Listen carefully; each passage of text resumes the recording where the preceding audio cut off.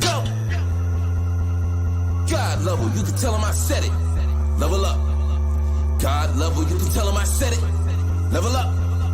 God level, you can tell him I said it. Level up. Level up. Level up. Go. Everything that means everything. Eyes connected to everything, and that's why. I'm in everything. All eyes on me. All eyes on everything. That means everything. Eyes connected to everything. And that's why. Yeah. It is everything. Yeah, I seen you back there, brother. I seen you back there. Girl, I be vibing. Everybody be vibing. I mean, John shit be hitting. I'm telling you, John, your shit be hitting. I gotta stop cursing on the show, but John, your shit be hitting. Okay, that's enough. I'm gonna go ahead and kill this. Oh my God. So funny. Ooh, I heard Two Shot Annie was coming to Washington, D.C. You know what? I'm leaving.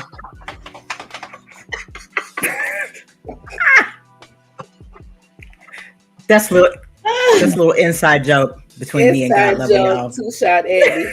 I love it. We need a Two Shot Annie. Oh my goodness, Lord have mercy. Come on down here, lady. Come on in the room, girl. Come on in. Let me share. Yes. Come on in and like and share because we got some juicy stuff to talk about today. Oh man, how do you? What is John doing? He's doing something. Listen, I'm just saying, infidelity trauma. That is real. That shit is real. Oh goodness gracious! How you gonna come in, girl?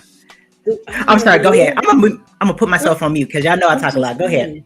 Do men have those where your girl then cheated on you and you see certain things and it kind of triggers you, it reminds you of some things that happened in the past with your previous people? I know that it's probably out there, but John hasn't experienced that because I got a remedy for mine. What's the remedy? It's very straightforward. Can we introduce? Yeah, I know. I was like, we got to get into it. But we gotta I'm sorry, because I want to know what the remedy is because I'm suffering from that right now. Yeah, welcome to God Level. Yeah, let's get it cracking. Let's introduce. Don't want to talk about, brought to you by God Level. I am originally from St. Louis, Missouri. I am a mother. I am a nurse. I'm an entrepreneur. I have this podcast. I'm a sister. I'm a friend. I'm an aunt. I'm a Gigi. I am everything good. Ivy, you want to go ahead and represent yourself? What's going on, good people? It's your girl, Inattentive Ivy. You can find me on TikTok, all social media platforms, where I like to talk about mental health. I like to talk about ADHD. I like to talk about autism spectrum, anything that affects us mentally health-wise, because I'm the owner of all my own ADHD hamsters. You know what I'm saying? I am a mom, sister, friend, former broadcast journalist in the military, and I'm going to share my shit from my perspective, because I like to keep it a buck. I like to keep it real. I'm always going to come from my perspective. So, as always, I like to keep it a buck. Let's go. Let's go. Let's go. John, you want to go ahead and represent yourself? John Skywalker, the Sly Talker here. I'm a lyricist, spoken word artist, martial artist, personal trainer, lover of life, student of psychology. Now I'm a father. Like I said, I am a personal trainer and I am taking clients right now. If you have a mental illness, PTSD, you struggle with major depressive disorder, panic disorder, maybe you have diabetes, maybe you have cancer. If you have a mental illness or even a physical disability, a physical disease, you can manage your symptoms with regular exercise. If you don't know what you're doing, you don't know what to do, where to go, how to do it, how much to do, hire a coach. Master. John Skywalker. Master. John Skywalker on Instagram. Hit me up and let's have a conversation. That's all we got to do is just have a conversation. Salute. Let's go. King Newborn, you want to go ahead and represent yourself? Peace, peace, peace. This King Newborn. You can follow me on all social media platforms at Newborn Everything. And as always, I am that I am of service to the community, family, friends, loved ones. And a little tidbit. No, I'll wait till later. Let's get it. Don't. What are you doing? No. Yeah. How he gonna be like we little good. tidbit and we gonna drop it? Yeah. Oh, I'm gonna drop that later. Fantastic. Yeah, I'll drop that later. Yeah. Look, let me write that down as a receipt because I'm keeping receipts. He's gonna drop that later. Ooh. All right, now let's get on this topic tonight. We are talking about: are you triggered by innocent behaviors of your lover due to infidelity trauma? Innocent behaviors, such as what? Laying the phone down, face down, so you can't see. What does that mean? Yeah. So we want to take that approach. We want to leave the remedy for later. Or that, like how do we want to? We need to leave the remedy for later. Let's talk about the problem first, then the solution. All right, cool. So what is infidelity trauma? Oh my God. That's a good question. I mean, that's pretty easy. You know, someone who has been cheated on, who has been cheated on that still is affected by that experience.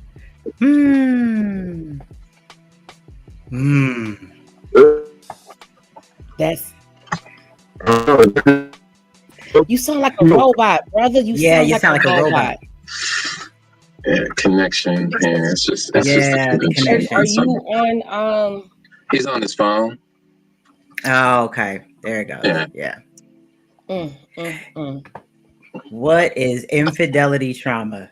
Hey Renee, how you doing, girl? We tackling a really touchy subject tonight, like really touchy. But I'm happy to see you in here because it's been a while since Virginia Renee has been in here. Infidelity trauma. Infidelity trauma shows up like PTSD. Yeah.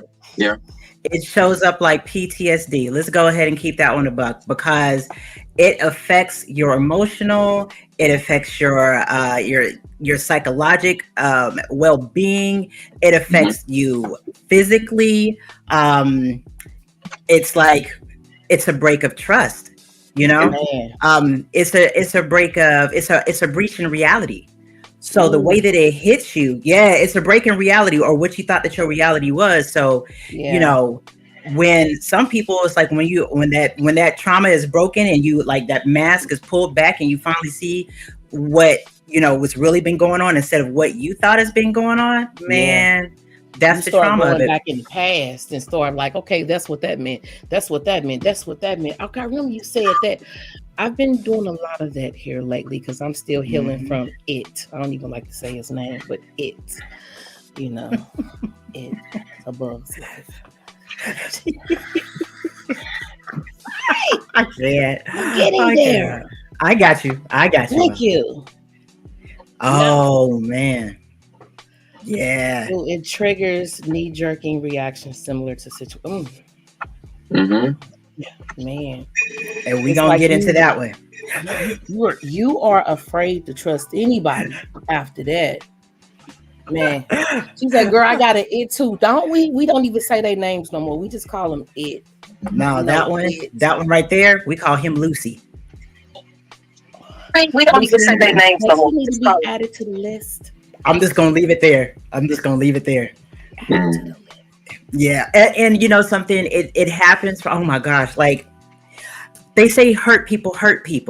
Yeah. But what hurt people don't understand is that when they can't see how they're pushing out, like how they're hurting people with their infidelity, like it makes a ripple. It makes a ripple in generations because if I'm mama and I can't trust, right? What I'm going to do is I'm going to pass down that lack of trust to other people. So let's go ahead and say that infidelity trauma not only mirrors PTSD, but it can also be generational.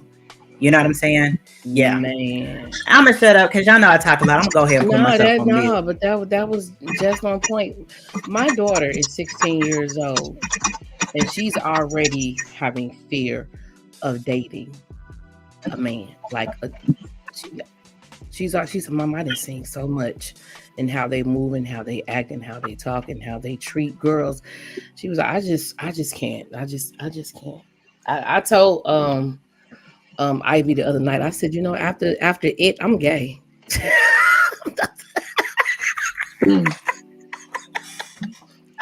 I am officially gay.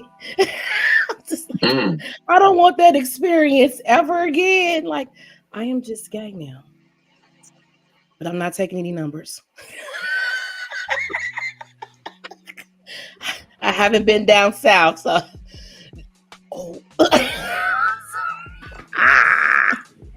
Lord have mercy. I'm serious. You are afraid of that happening again. Yeah. You really are. It's traumatizing, and they really don't understand the effects that it's having on you. And and we understand that hurt people. I can look at it and pinpoint why he moves the way that he moves and why he did the things that he did. It still doesn't take away the fact that he did it. Yes. The pain that I feel and how I still get triggered by certain situations. And when I look back, I'll be like, whoa, and sometimes I don't. Yes. So true. So true. I want to ask people out there, I mean, if you're watching, like if you've experienced infidelity trauma, like how has it shown up for you? Gentlemen, I know that it shows up, like in gentlemen in different ways. Like how does it show up in men? I love that, Renee. And that's what, and that's exactly what we're supposed to do. What we are learning in these relationships, we need to pass down to our daughters. I just told my daughter maybe a couple months ago, don't ever love someone more than you love yourself. I wish my mother would have told me that. Yeah. I would have probably avoided a lot of BS. I really, if someone would have told me, love yourself more than you love them. But I grew up in a household where my mother, and I'm not going to lie about this, she loved that man unconditionally to her own detriment, to the point where she had aches and pains and didn't go get herself checked out. Now she's no longer with us because she put everybody in front of her. And I'm going to just leave that at that. We'll talk about that at a later date. But yeah. Oh, God. What are some triggers? I'm trying not to listen. I know my triggers and what they look like. So I'm going to keep it a whole entire buck, right? And say that my ex-husband, hi Mark, how are you? Good to see you back. My ex-husband, his MO was with infidelity, and he was a serial cheater. And his MO was he would go look up girls on all the social media. Like he wasn't really like an apps person. He would go into Facebook and Instagram. Oh, thank you so much, Mark. He would go into Facebook and Instagram and like Twitter even, and he would find women that looked appealing to him, and he would strike up a conversation or something and pursue them, tell them everything that they wanted to hear, right? For me, because of the fact that I was married to him, what that did for me was it made me, like, anytime that he had his phone down, like I automatically would think that, like I was thinking, oh, he's probably talking to some girl on social media and doesn't want me to see, or something of that sort. Or if he went outside to take a phone call, like I would automatically be like, oh, like that, like the panic would rise up inside of me. You know what I'm saying? Like my body would get tense and things of that sort. Like even like I didn't really worry about him going out to clubs. I didn't worry about like none of that stuff. His thing was digitally he could be anything he wanted to be. So that was it. So at first it was the computer. So I used to worry like if he was turning the screen and I couldn't see the computer, that was a trigger too. That's what my triggers. It would trigger that that it would bring that up. Mm. Oh man, yes, yeah. There's plenty more, but I'm gonna let somebody else. I just. Yeah, I'm gonna have to take some medicine when I get done.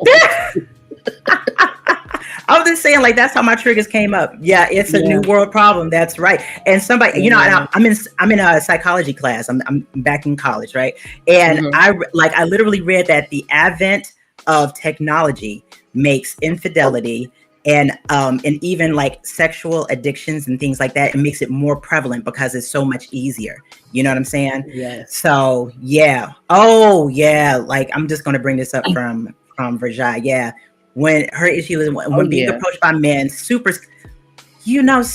Yeah. That's another one that I was talking to. I told you he was moving so fast. I had to block him. I was like, oh no, this, and it within the first 2 weeks. It's dealing with it was a blessing and a curse. Now I know what to look out for. So I know when men tend to move too fast, that's that love bombing stage, that conversation they're trying to get into your head that I can't do no. And you hey man, that shit's real. Yeah. That shit is real. They know how to pretend to be someone that they're not for a short period of time. You have to look for those little cracks, man, those little cracks in the conversation. But yeah, I don't even like talking to men. Don't talk to me. Can I give y'all some vulnerability in a story of something that literally just happened this Thursday, and I had to call Renee on it. Excuse me, I had to call God Level. On it. So I went out with a friend to a concert, and in this concert, I'm just minding my own business. There's this gentleman who approaches me and just approaching me with like in all the wrong ways, you know what I'm saying? Looking over my shoulder, trying to see what I'm typing in my phone, just being a little bit rude, speaking about people and what they're wearing and things like that sort. And I was basically like, dude, like I'm trying to enjoy myself, you know what I'm saying? Get away, to the point where I was mean, like, wow, like what is, you know what I'm saying? What is your deal? What is your problem? And I realized that came out of some insecurities that I'm still healing within me. That was basically like, dang, I've done all of this work and still that's the level of attraction that I'm, you know what I'm saying, that I'm getting. That's a trigger. That was a trigger for me. He reminded me of my ex-husband and it was huge. I cried the whole next day. Y'all, thinking that I was not worthy. The PTSD from something that every human being needs, which is love. That's the trigger. You know what I'm saying? Go ahead. I'm sorry. I had to correct you on that phone call, when you said, I'm still attracting that. Everything is attracted to the light. It's all in what you choose to entertain. That's it. Everything. You're going to attract the good, the bad, and the ugly.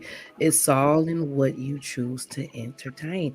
And you wasn't getting ready to entertain that bullshit. Why? Because guess what? I've seen this shit before. Dude, I know you already. Back up. That was a test. Look at that as a test, and you passed that. I'm sorry, excuse my language. No, it's all good. No, I wanted to bring back up Newborn's question. He said, so is this a character issue or flaw just for men and not women? No, this is everybody across the board. I was just talking about it not so long ago. I'm like, there are female narcissists. There are females that present, very, very myopic, and I tell you, woo, come on, man. You know what I'm saying? Knowledgeable. It really does. It really does. And I have another friend. We met as a part of a codependence group and he's a guy, right? And he spoke about his relationship with his lady. Oh my gosh, but how can you go into a new relationship with we gonna stick a pin in that because John already said Skywalker already said he got the solution. He got the solution for that. Listen, King Newborn got a tidbit, so we gonna get into it, right? We gonna answer that question. Just over there waiting, like I know, like as soon as y'all be quiet. But yeah, so no, that's not a character flaw. That is just, I'm just saying for myself because y'all know I talk a lot. I'm just saying like there are women that I can't wrap my head around it either. Yeah. And the thing is that they are more insidious. And I want to point this out because the women who are like this, more than likely, they are covert narcissists. Or they are, what's the other one? The altruistic narcissists. So, baby, and those, they rip deep, you know? I'm going to be quiet. I promise I'm going to shut up. I mean, go back to Mark. He said, but how do you go into a new relationship without holding past issues against them? Not in a safety way, but in a destructive way. You're supposed to heal. I was just talking to my client about this. Right? You got to heal first. Be healed. In healing, you have to be humble. You have to be humble. And when I say humble, that involves patience. That involves honesty. And a lot of the times, and I am going to single out women because men process it differently. It's usually pretty cold and cut. Like, we know what to do. It might take, like, our process is a little bit different, but it's very cut and dry. It's very simple. But you're supposed to heal before you go into your next one. It's no different than, you just got out of this job, but you're going to hop right into another one. This one took out all of this life out of you, and you're just going to go right back into work. You ain't going to take no time, vacate. Hey, let me get the machinery back in order. So you're supposed to heal. You're supposed to confront yourself. You're supposed to review. Hey, who was I in this relationship? It's not about what they did.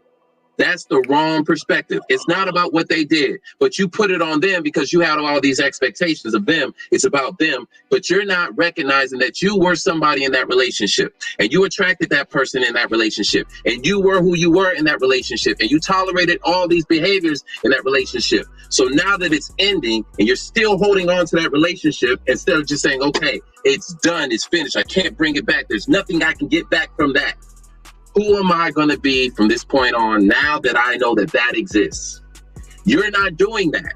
You're saying, okay, I'm just going to take a break for a while. I'm just going to wait and I'm going to hop right into another relationship. You didn't learn anything. You didn't process anything. You didn't change anything. So you think you're going to get a different experience? Okay. Y'all were just talking.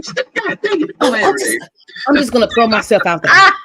I'm just going to throw myself out there. I had this conversation with Ivy and she can concur. I learned in this past relationship what the hell I should have learned in my marriage. Ooh. I had to throw that out there. I learned in this past relationship what I should have learned in my marriage, and had I learned that from my marriage, this past relationship would have never existed. So yeah, I thought I did the work. I thought I was doing the work. A lot of people think that they're doing the work, right? Yes.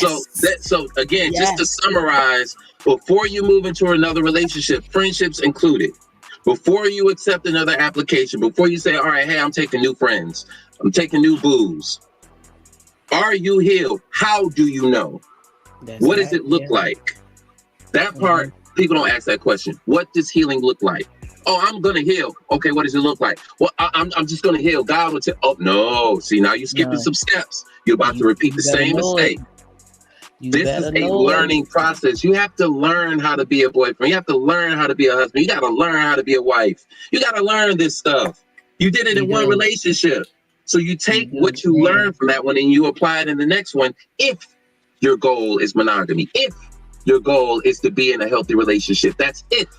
Now, if you don't meet those criteria, hey, you're just dating and you just having fun. This don't apply to you. That's it. Come on, bro. Come on. 2 quotes. Can I pop out these 2 quotes? Pop them out, boo. I'm gonna tell you because literally, y'all were with me when I went through all of this. I literally started, I've started my recovery journey since 4 years ago. I started through last year, and y'all were here for all of that. I had to take a break, right? Right. First thing that really made an impact was a person, the amount a person can heal is directly related to the amount of bullshit they can hear about themselves and not run away. That means for those people who are out there thinking, oh, but I'm perfect. Nah, boo. You got to do some real searching and you got to root that stuff out and see how I had to look at me and see how I showed up in my relationship. And I'm not talking about that soft shit like, oh, well, I let him treat me like this. I let him do. No, I had to look with, hey, when I wasn't doing X, Y, and Z, that was not my best self. When I was doing this, when I was getting angry and I wasn't regulating my emotion, doesn't matter if it was justified or not. When I was getting angry and emotional and I couldn't regulate myself, that was me. That was on me. When I was walling myself off, that was me. When I had to get real with me. And how do I know that I've healed? We are all human beings, and we keep evolving. The one thing that I have seen that says that I know I am going in the direction. Come on, man. She said Christine, it. She be spitting bars, son. Bars. I think we need to ask ourselves why first you want a relationship, period. There you go. And then ask, what are our personal expectations? And the thing is if I realized when everything came to a head last year that if I didn't get real with me and who I was never going to be able to ask those questions. Man. Thank you, Meg. I was never going to be able to ask those. So I had to come to me, baby. You got to come to you.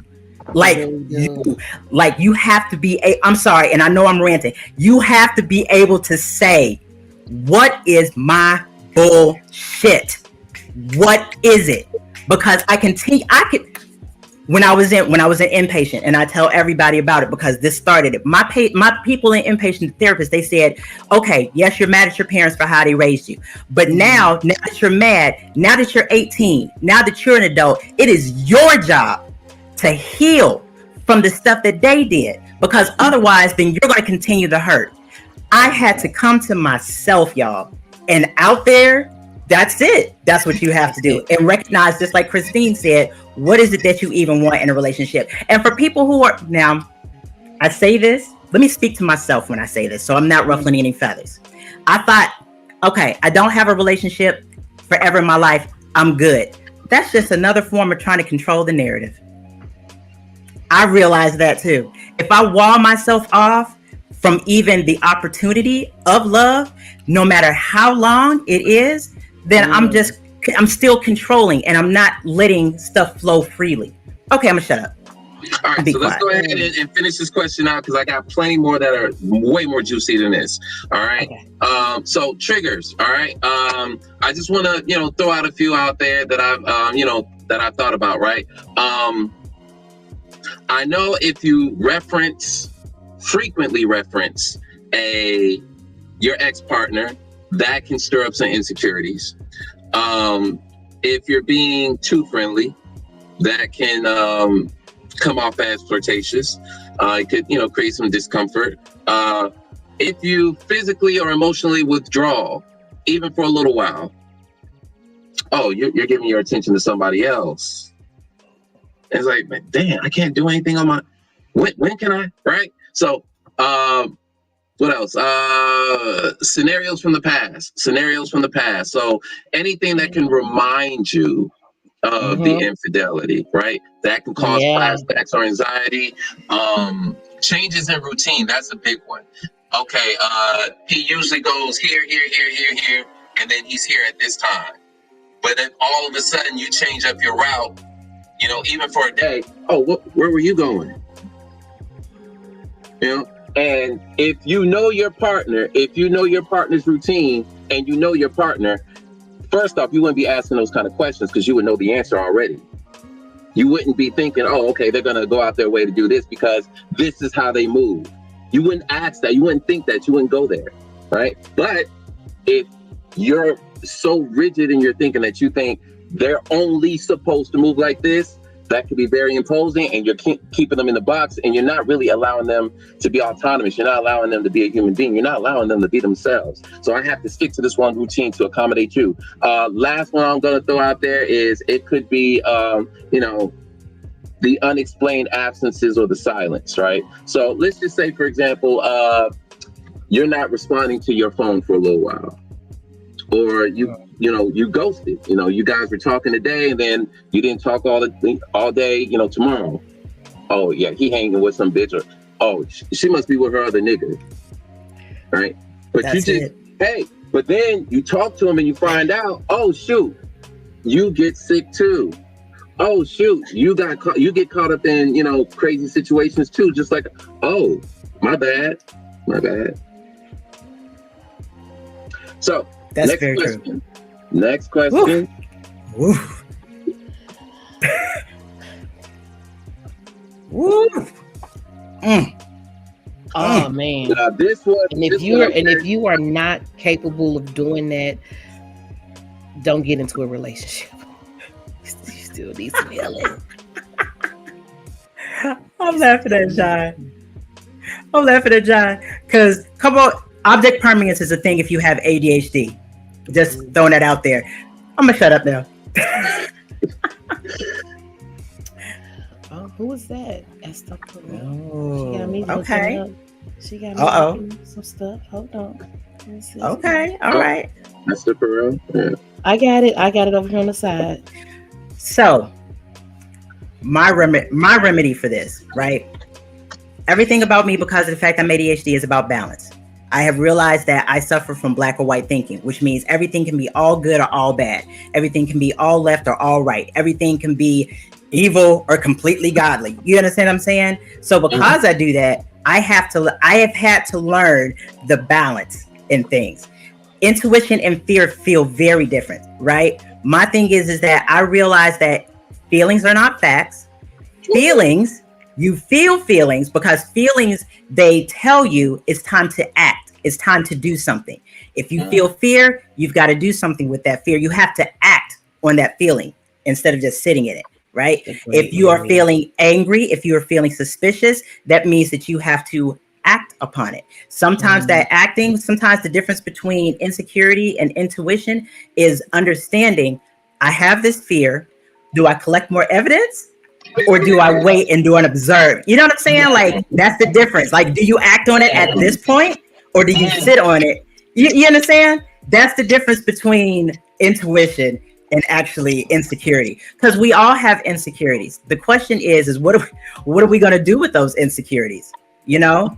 Are we going to, and if you're bringing things back to yourself, if you can see that maybe that is an insecurity, then it could be an intuition. You know what I'm saying? Like, it's all about finding the gray. Yes, it's finding the gray area in every info. Oh my goodness, oh my God, financial infidelity. Jesus. I'm sorry. Hold on. Okay, my bad. Hey. My bad. Go ahead. I'm telling you, it's gonna get good. Come on. Okay. I'm sticking right there. This sounds like we're gonna need a part 2, but okay. We might.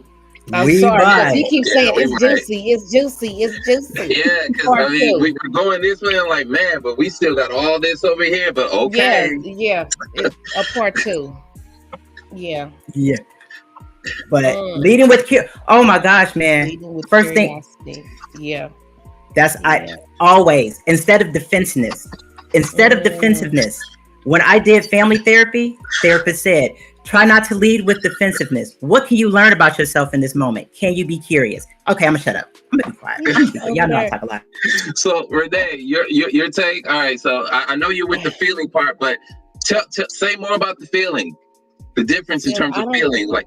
I don't like the feeling. It's scary. It's like in the no. I mean, like in terms of differentiating, because this is a big one. I'm not there yet. I'm still fresh. Okay. I'm not there yet.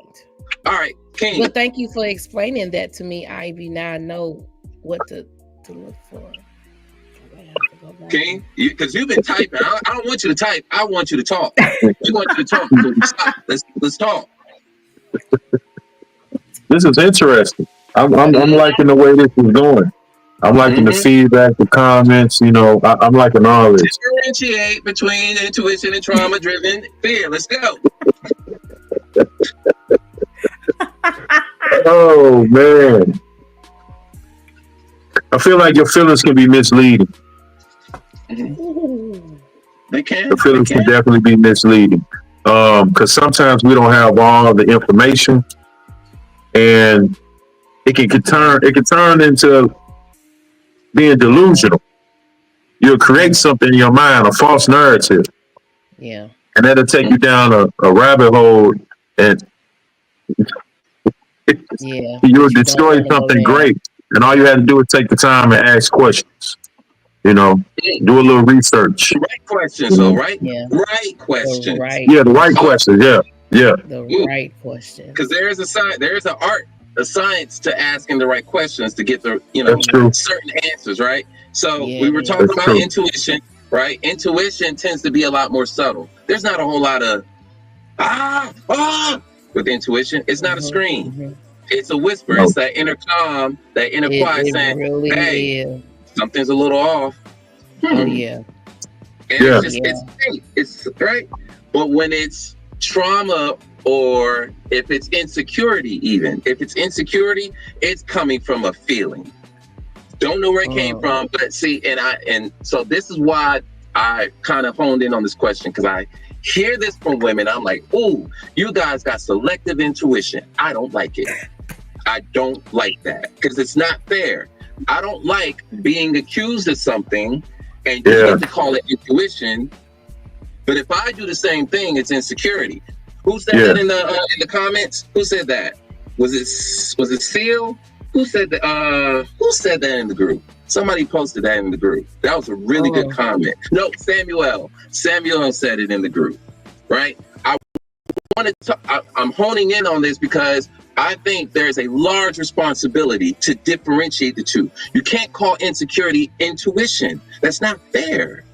That's not fair. Intuition is very high. It is a high vibe. And you're treating it like it's just this primitive feeling. That's insecurity. That's based in your experience. Intuition does have experience involved, but it's a jump. Logic is a walk. It's step by step. Intuition is a leap. It's a jump. So it's like you guys were saying at the top, right? It's a call to investigate. Insecurity does not call you to investigate the same way as intuition. So we need to make sure that we distinguish those feelings. Subtle. Did you have a subtle feeling about this? About what she is doing? Is it a subtle? It's like, let me go get some extra attention. Yeah. Versus, oh hell no, I know this. I know this. You just jumped to the conclusion. You just already. There is no. I have a hypothesis. It's I have a theory. No, you have a hypothesis. You don't have a theory yet. You're still searching, right? So we need to be very particular about this. All right. Like if you're hearing this, please distinguish your intuition from your insecurity. Distinguish those two. It will not take you that long. It won't. And once you have those two, now you've cleaned up your mechanism for detecting infidelity.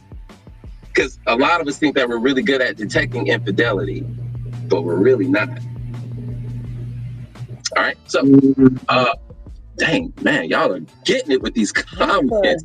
I just read that. Like, insecurity is hiding behind. Hiding. Okay. That's fair. Hiding behind it to shield, to protect. So it's protective. The insecurity is trying to protect you. So you get think about Mark, dude. You see the number 832-479-9035. I don't always, call out people to call in. I don't need you to call in. You gotta explain that shit. Oh shoot! I don't mean to be cussing. That's what we do. It's on the podcast. I just want to point out that you just said that it's that the insecurity and the reaction to the insecurity is to protect yourself, right? When people show up in a controlling nature, it's because of the fear of trying to control something that you don't have control on. I'm gonna shut up. Go ahead. Yeah. Wait, where is Mark? You better pick up the phone. Pick up the phone. Yeah. See, I don't even feel like I'm that good at detecting it. That's why I say I already have my remedy. Man. I feel like I'm that good. So what would cause a person to have infidelity in a relationship? I mean, there's a lot of reasons, but I mean, regardless of the motive, we don't care about the reasons. We always care about the fact that it happened. It's not. It's never about the reason. Like, why did you cheat on me? They see something else they like, and they go for it. They in a way, I mean, in a way, it kind of does matter Because sometimes you could cause certain things to happen to yourself. You know, you could be in a relationship and not be performing like you should in a relationship, especially in a healthy relationship. You know, sometimes we think we are the right person to be in a relationship with, and we not. Mm-hmm. All right, now here's my challenge to that, and this is why I was. Oh, go ahead. I had a conversation with a gentleman who's married. I'm not going to say his name. I actually work with him, and I asked him, "Why do men cheat?" Oh man, hold on. Since you want to bring it up, he said He said it's no rhyme or reason. Things could be good at home, but if I see something else I like and I feel like I can get away with it, then I'm going to do it.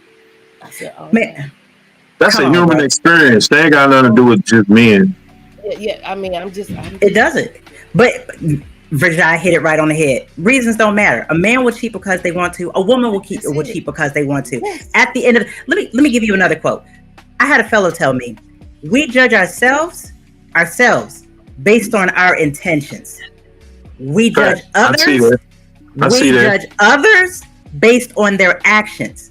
But if we judged everybody based off of their intentions, wouldn't the world we would be all hunky-dory? Because I didn't mean to hurt her. I didn't mean to hurt him. I didn't mean to hurt my kids. My kid made me punch them in the face. What? No, you see the action. You go to jail for the action. You understand what I'm saying? Even if your kid pissed you off, stole money, ran down your granny, I don't give, whatever it is, we see the action. You understand what I'm saying? And we always talk about accountability on this show. The thing is if you're not performing the way that maybe somebody else thinks that you should perform in a marriage or in a relationship, it's on both people to communicate that. That's number one. That's and then be curious as to why whatever it is that you are or are not doing, why does it hurt the other person? But the other person has to communicate that. I'm not a fucking mind reader. I'm not about to read your mind. And I don't expect anybody else to do the same thing for me. I finally have started talking up for myself. And if we are not talking to each other, if you're not performing, if I'm not performing, talk about it. Get curious. Figure out something in the middle. I'm sorry, that just got me like real, just because people are always saying, well, they're not doing business, or they're not doing, or I didn't do X, Y, and Z. Take a second to look at yourself. It's the reason why I'm a whole rant. I'm gonna shut up. I'm putting stuff on you. No, you're here. Oh, okay. She didn't flip to her. Hold on. Are we ready? Is this Mark? Yes, it is. Oh, hi, Mark. How you doing? Oh my God. Girl, I'm doing okay. I'm doing all right. You doing all right? Go back to his. I'm doing all right. What? Go back to his. Where is it at? Because he got a bunch of bangers. Man, I don't even know where to begin. Just tell him to say his comment. I'm sorry. Yeah, go ahead. It was your comment. I feel like intuition is just applying your past experience to assume. Go ahead. See, I don't feel like intuition is just some kind of magical thing that people have. You know what I'm saying? Like, a lot of people talk about intuition like it's just some, like I said, like a magical thing you feel. Right. It's just applying. It's applying the past experiences you've had to the current situation. You know what I'm saying? If every time you talk to Jim, he punches you in the face, and then you see Jim, well, yeah, your intuition is going to say he's going to punch me in the face. You get what I'm saying? Mm-hmm. And so, as far as relationships go, you just learn these certain behaviors, even if you subconsciously, you learn these certain kind of behaviors, and over time, your brain just tells you, hey, this is fucked up. He's not doing a good thing. And people call it intuition, but it's just kind of, you're just applying what you've learned. You know what I'm saying? Yeah. And insecurity. I mean, there's a lot to insecurity. I don't mean to just put it out so simply like that. I understand. Okay. There's a lot to insecurity, but as far as relationships go, I like that. if someone cheats on you, you're going to apply that insecurity to everyone else. Because, if this guy came in a half hour late because he was fucking some other girl, or, getting with some other girl, and the next guy you get with came in a half hour late, you're just going to assume he was with some other girl, even if maybe he, was, doing a stat. I don't know what he was doing. But, you know what I'm saying? It's kind of a, I don't know. You get what I'm saying? I do. You're taking your past experience and you're going off of what you went through with the previous or in the previous relationships, and you're applying it to the relationship that you are in now. When you see certain things that may have triggered you that the past person may have done, and then may give you that thought that, okay, he's out here doing something. Now I got to investigate. In an unfair way. Yeah. You know what I mean? Even if every guy you've been with has done the same thing, it's still unfair to just assume that of the new guy. Ooh. You know what I'm saying? I mean, not everybody's the same. There's a psychological term for that. It's called fundamental attribution error. Ooh, break that down. Yeah, exactly. So that means, okay, I'm just going to go ahead and read. So it's a cognitive bias that causes people to overemphasize a person's personality or character when explaining their behavior instead of looking at their external factors. Like John just said, he was like, I don't take the same route to work one day, and automatically that's a personality flaw or that's a character flaw. Oh, he out there cheating. No, I just decided to go a different route this day because I didn't want to hit my tires on something. It's the same. It goes an accident. There's other explanations, right? But the fundamental, it's a basic assignment, right? So these core characteristics, all right, cool. You can explain all of this behavior through these core qualities, but anything outside that would influence that, you're going to ignore it. You have a bias against that. So you're like, nah, because who does that? That's not how you move, as if your environment doesn't influence your behavior. Facts. Man. For the person who's late to work, unless you're me, because I was always 30 minutes late to work. I'm sorry about that. You heard that. It didn't be on purpose. I'm just saying. Right. But people, I literally had somebody come up to me and was like, why are you late to this? Why are you late to this thing? Don't you know that this is important to X, Y, and Z? And I was like, it's not like, I said all the alarms. I did all the things. And I had 3 children little children at the time. I was like, time got away from me. But nobody can see that. Why? It's because of the fact we judge ourselves based on our intentions. We judge others based on their actions. I'm gonna put myself back on mute. So you hit a word. Oh, we got another call. Mark, I want to thank you. I appreciate you, and keep watching. All right. Oh, shoot it. Hold on. Oh, I don't know who I'm talking to. It won't let me. I can't pull it up to put it on speaker. So whoever that was, call back. Okay, wait a minute. Here we go. Who am I speaking with? This is Hosea. Oh shit.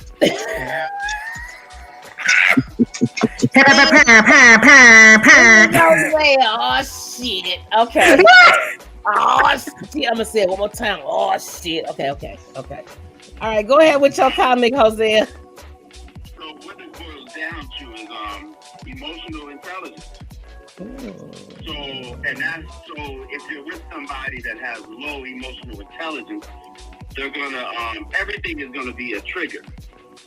And it's all if we do choose a partner like that, a part of being in a relationship is understanding our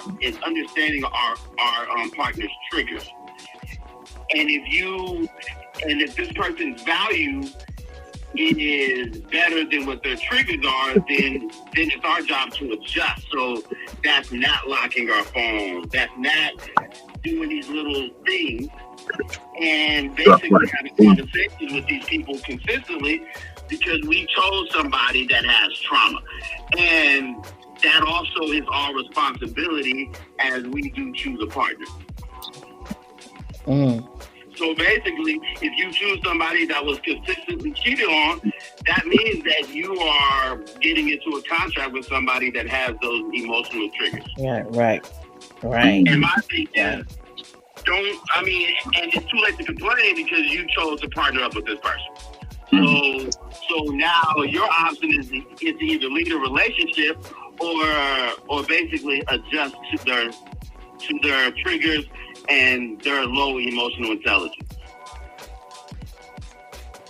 If that makes any sense. Man. I have no comment. I have no comment.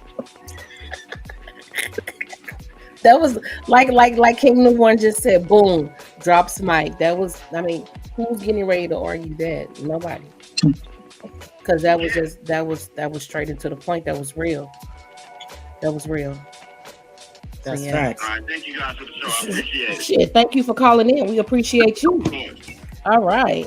Ooh, bruh. Good. That's great. That's very true. That's very true. To the fucking core. Excuse my language. He went straight to the core. I'm gonna be saying it the whole time. Excuse my language. Like, why are you apologizing? I mean, yeah, I know. Yeah, man.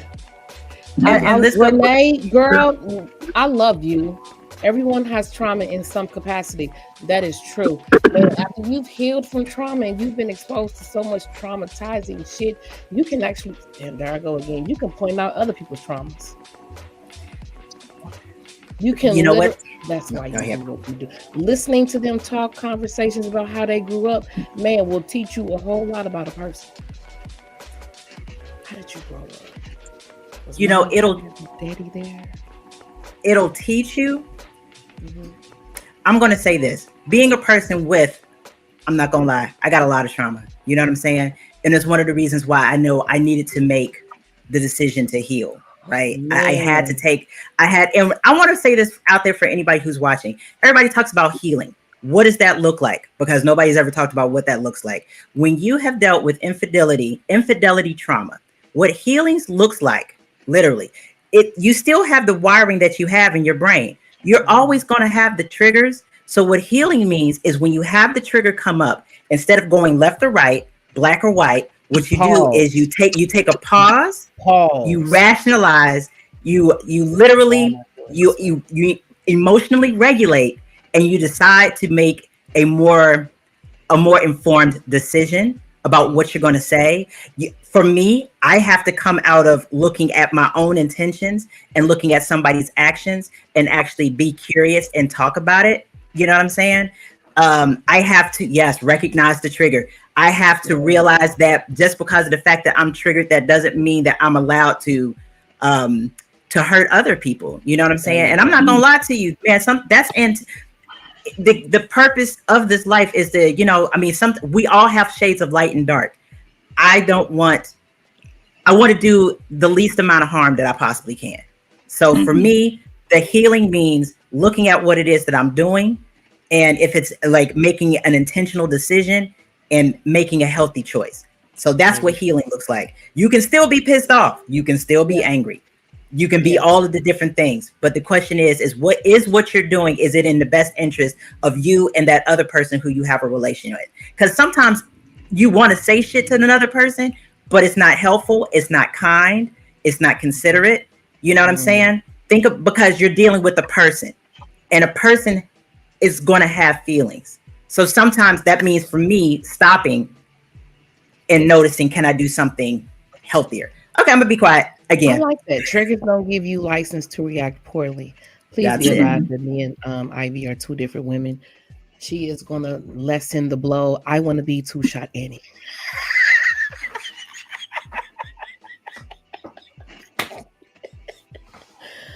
Pew pew. No, I'm just kidding.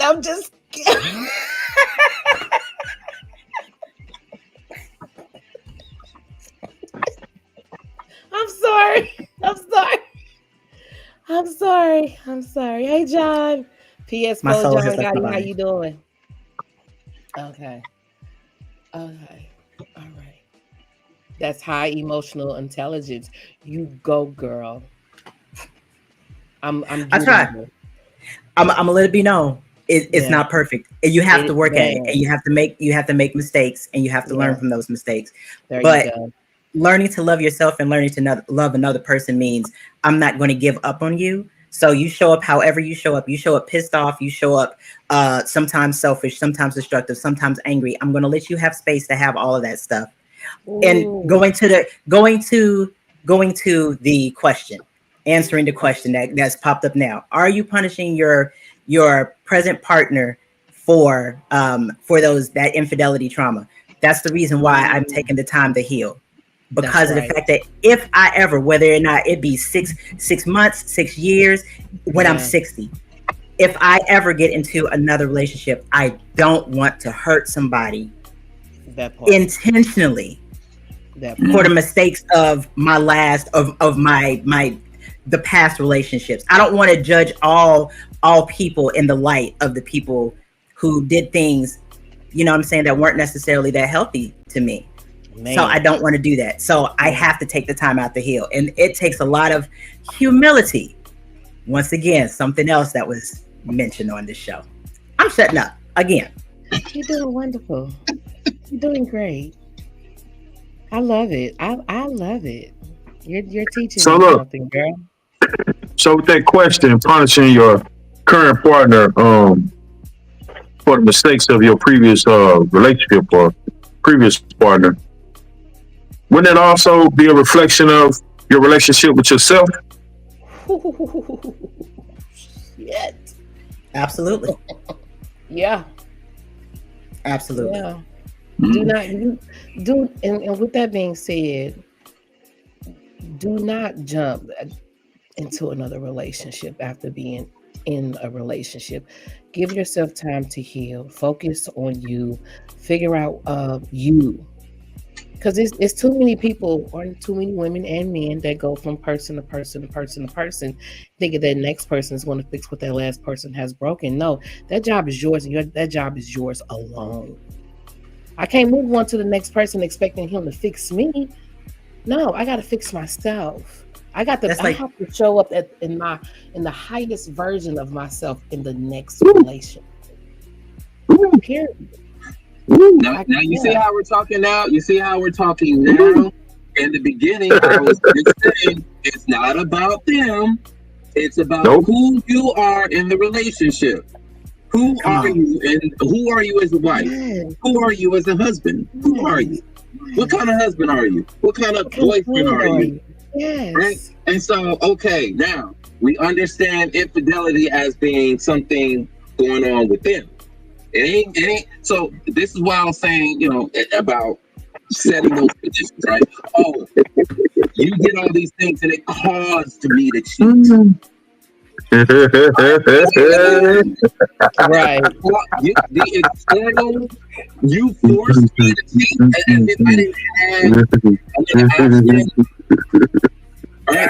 Right. Say that. So this is what I'm trying to get at. Okay. Oh shit. Focus more on who you're trying to be in the relationship from beginning to end. I'm talking about There you go. including when you break up, because how you break up says a lot about your character still. Because hey, I'm bitter, I'm mad, okay. So how are you still going to be bitter, mad, upset, disappointed? Who are you still when you have these feelings bottled up? And they may have been stimulated by your lover. Doesn't matter how many transgressions they made. Who are you still in the end? Drop mic. There you go. Renee just said it again. Girl, I love Drop. Come on, man. So this is why Listen. I say, does it really matter why they cheated? Unless Right. I just need to understand why you did it so that I can empathize with you. Okay, cool. You want to be able to have more compassion for the fact that they cheated. So in order to do that, you have to take on their perspective, their motivations, what they did. You got to immerse yourself and the experience secondhand, so you can be like, okay, they were feeling like this. Okay, now that allows me to give them more love, compassion, understanding. But some people just want to know just to add more fuel to the fire. So what is your motivation for knowing those details? What is your motivation? Why do you need to know? How is that going to help you heal? How is that going to advance you forward? Is that going to give you closure? Is that information going to give you closure? Well, I need more time. I need more time to ask you more questions. Okay, listen. If we're honest here, nobody owes us anything. It's voluntary, okay? You cannot force someone to give you you cannot force your spouse, your lover, to tell you why they did what they did. Okay? If you respect their autonomy, this is me presuming that you respect their autonomy, you cannot force them to give you information that they have about their experience. They cheated, you didn't. So, this is the humility, right? And this is hard. It's hard. It's really you hard. have to decide for yourself what you want out of this experience. They cheated, it's done. Now what do I want? So that's why I was saying the remedy is pretty simple. If you think about your boundaries, all right, hey, if you do this, this is happening. If you do this, this is happening. If you do this, this is happening. All it takes is one time, really, if you're wise enough. All it takes is one time for you to say, you know what? I need to develop some new strategies to investigate, to secure myself. One time. But what happens is you're not learning that, hey, this could happen to me again. You're not learning it. So you're not talking about the questions now. Right. It's not about them cheating. It's not about anticipating the cheating. If you have a plan of action already in place, when they cheat, you just follow the plan. You don't have to be in the emotion and be, that's not a plan. The emotions is not a plan. That's an experience. What do you do if you catch them cheating? I catch this. What? This is happening. This is happening. Protocol A or Protocol Zelda is going to initiate, and I'm going to go pop, pop, pop, pop, pop, pop. They ain't even going to know what happened. Like, dang, you move quickly. Were you planning for me to? Were you planning this whole time? I told you. Fifth arm game over. I told you. Brother. What the? Fifth arm game over. Are you serious? Hey. Wow. I can listen. And real quick. John said it simple. When you put rules in place, and you have true intentions from beginning to end, but you keep the main thing of being true to yourself no matter what. You stand on your business about self no matter what. As soon as somebody decides they're going to do what they want to do, that's against your intentions, your rules, your regulations, at that very moment, you have to make a decision. It ain't easy, but you got to make a decision. Do I stay or do I go? Period. Because like John would say, well, this is a long episode ago. Once I forgive you, that's it. That's it. Once I forgive you, that's it. It's done. That's it. Ain't no rehashing, no rumination. It's done. So you can't lie about that. If it's done, it's done. If it's not done, don't say it's done when it's not. Facts. So be honesty. It's simple. It's strict. Right? But Hosea was saying the value, right? The value you have for an individual. So let's just say, boom, they cheated. And I know we got to wrap this up. They cheated, right? And you decide, all right, if they cheat, maybe I want to hold on to them because I really value this relationship. So I'm going to investigate to decide whether not them. It's not about them. It's me. They cheated. I need to decide whether I can still trust them because I'm not going to be in a relationship where I can't trust them. Why are you in a relationship if you can't trust them? What are you doing? Come on. You think you're making something work, but you don't even trust this relationship. So why are you in it? So here you are in this danger zone, constant danger zone, and you're blaming them for your distrust. But you made the yes, sir. So if you value that person, you're like, you know what? They are bigger than this infidelity. Then you're investigating just so you can decide how to move forward in the relationship. All right, cool. I figured out how I can forgive you and move on. But if you're not at that space, don't even try it. And if you can't forgive, cut it loose. I say that because women, we are good for this. Yeah, I'm going to say it because I used to be there, right? Yeah, I was looking at the infidelity as it was a mistake instead of a pattern.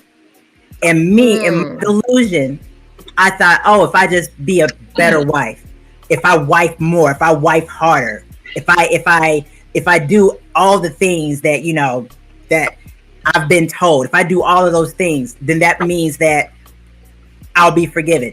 And I wasn't looking at the reality where it was a pattern. So then the resentments came up and I wanted to be like, okay, it's his fault. Nah, man, it's me, B. Because my thing is that I made the choice to ignore the pattern.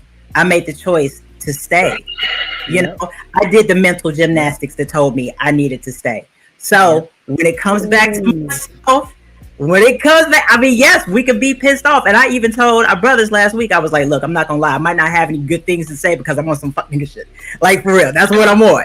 Like, you know what I'm saying? But at the end of the day, I mean, I did, you know, but it's not even so much as men. It's I need to take time with me to understand me so I can start to develop those strategies that Skywalker talked about, those strategies within myself. So I can see things as somebody is being a human and they making a mistake, or somebody is being extra ignoring everything and they're making patterns, right? I can see the patterns.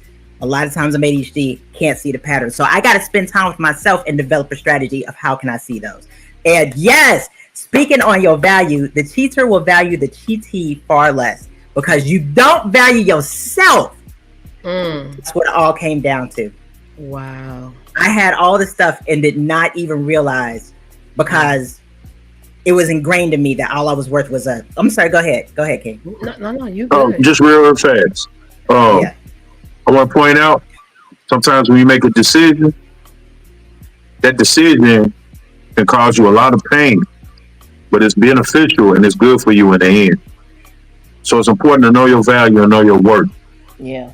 Sometimes, like John, like Skywalker pointed out, God level as well, and it's telling you too.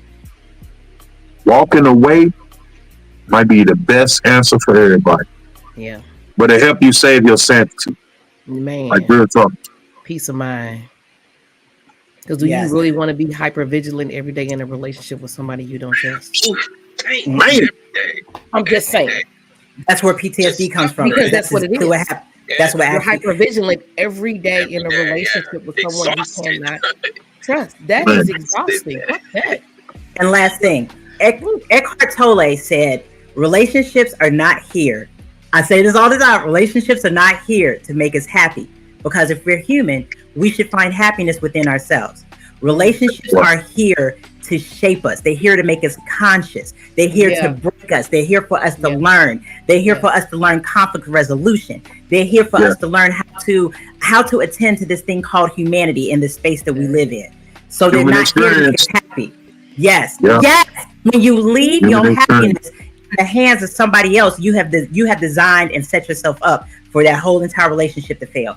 I'm gonna leave it there and shut the fuck up. That's what I'm gonna do. Man, do you have any more questions? Is this a part 2? Are we coming back? Yeah, we gotta do a part 2. We gotta do a part 2. And before we go, even the people that do not grow is teaching you what it will be like if you don't. I'm just saying that experience with that person who refuses to grow, that is just a blueprint for you of what it will look like if you don't. So yeah. Okay. Yin and yang. Yin and yang. I love y'all. Fucks with y'all. I fucks with y'all, bro. I would 2-shot everybody for y'all. I'm going. Goodbye. This is God level things that people don't want to talk about. We will be back next week for part 2. Oh my God. Give us the next question, John. Give us a teaser. What's the next question? What's the next question? Well, shoot, you know what? Let's see. It sounds like we need to kind of lean a little bit more on this one. Just accusations affect someone's commitment.